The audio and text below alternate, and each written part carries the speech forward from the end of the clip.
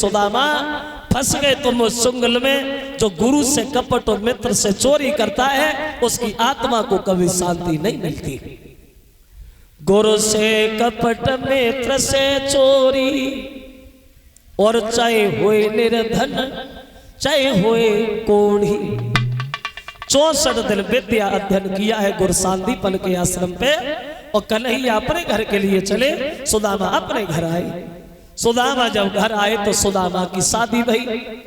और जब शादी होती है तो पत्नी आई तो बच्चे भय। सुदामा गरीब है और जब गरीब है तो भीख मांगने पे मजबूर है। और देखिए भगवान न करे कि गरीबी कभी किसी के ऊपर आए। गरीबी में कोई किसी का साथ नहीं देता है भक्तों। अगर तुम्हारे पास पैसा है तो जो रिश्तेदार है वो तो है ही, जो नहीं है वो और ज्यादा है। पैसा है तो, और पैसा नहीं है तो अपने भी नहीं है। बनी के चेहरे पे लाखों निसार होते हैं और जब बनी बिगड़ जाती है तो दुश्मन हजार होते हैं।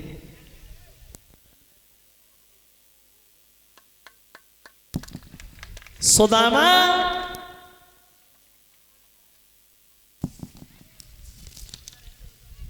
गरीबी के दलदल में फंस गए।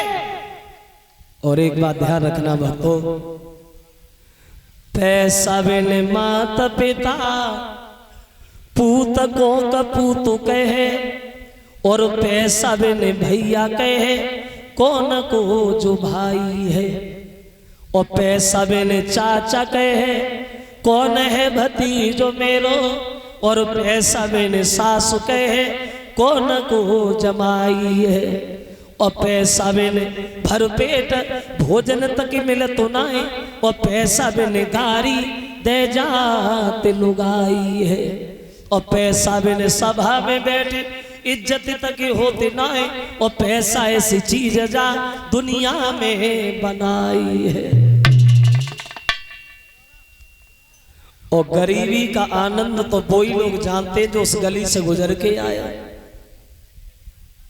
जिन्होंने गरीबी देखी और जो चांदी के टुकड़ों पे बल के बड़े हुए हैं वो क्या समझे कि गरीबी होती क्या है। बस सुदामा भीख भी मांगते हैं फिर भी तो वक्त का भोजन नसीब नहीं होता सुदामा को।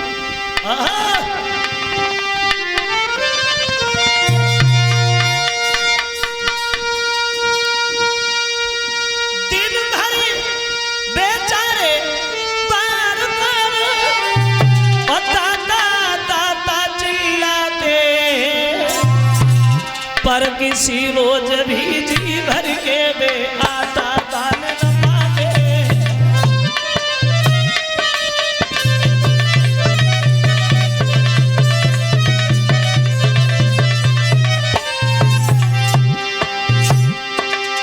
वो सुदामा जो मठा मिले तो नमक नहीं, मठा मिले तो नमक नहीं, जो नमक मिले तो मठा नहीं।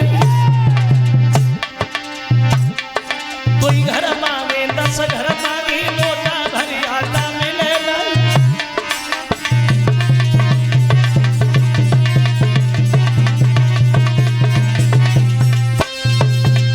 गरीब हो गए सुदामा, भीख भी मांगते फिर भी दो वक्त का भोजन नहीं नसीब सुदामा को। एक दिन इनकी पत्नी पैर दबा रही थी। शाम को पैर दबाते दबाते आंखों से आंसू निकले आए।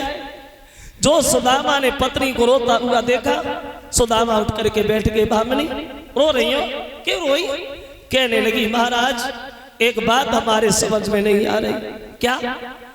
दुखी तो वो इंसान रहते जो पाप करते, और मैंने कभी कोई पाप नहीं किया तो भगवान हमें इतना कमजोर काय को बना रहा है। श्रीमान भगवान हमें इतनी तकलीफ काय को दे रहा है। सुदामा के पुराना ध्यान आ गया। सुदामा रोने लगे और कहने लगे भामिनी इसमें दोष तुम्हारा नहीं, दोषी तो हम बैठे हैं।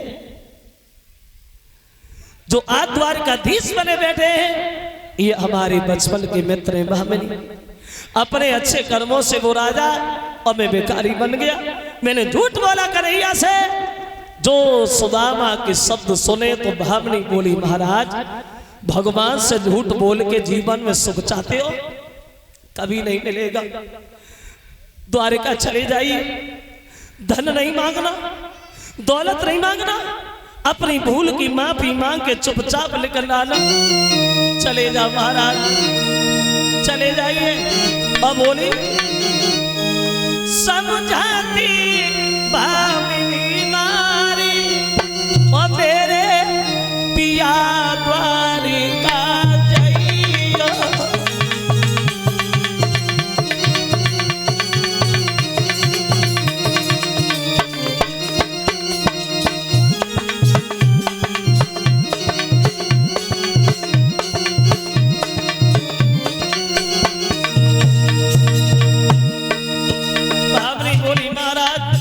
अगर जौ की रोटी मुझे ऐसे मिलती रहती, जिंदगी भर खाती रहती, लेकिन आपने आज विचित्र बात बताई जो कन्हैया से झूठ बोला। महाराज चले जाना, मेरे पिया द्वारिका जाइयो, मिली श्री कृष्ण से आइयो।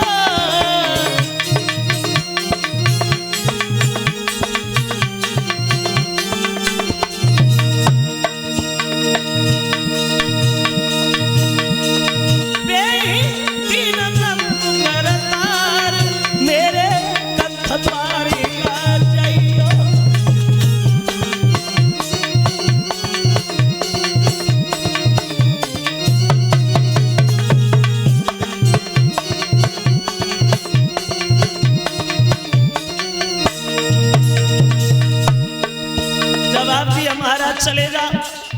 सुदामा बोले, भामनी अगर मानती नहीं तो चला तो जाऊंगा, लेकिन एक बात की हमें बड़ा चिंता है। भामनी काहे की चिंता है? तो बोले वो सुदामा, चिंता इस बात की लगी है भामनी,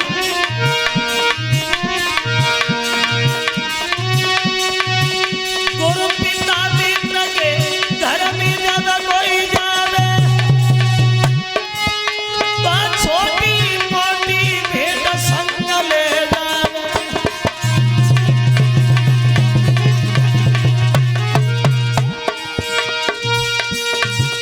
मेरे नारी भेंट बिना कोई नहीं है रानी, अब का प्रभु ले जाई पास में बड़ी नहीं डाली।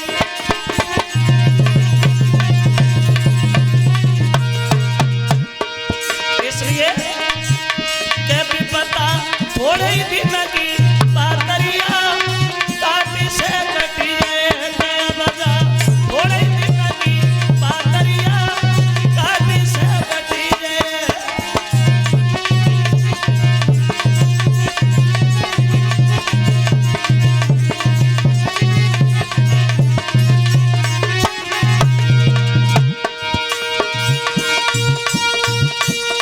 काटी से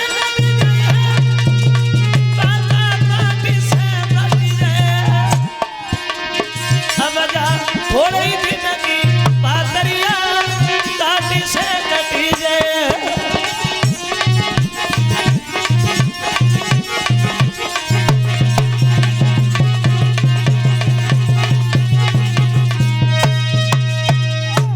उत्तर दिया है सुदामा,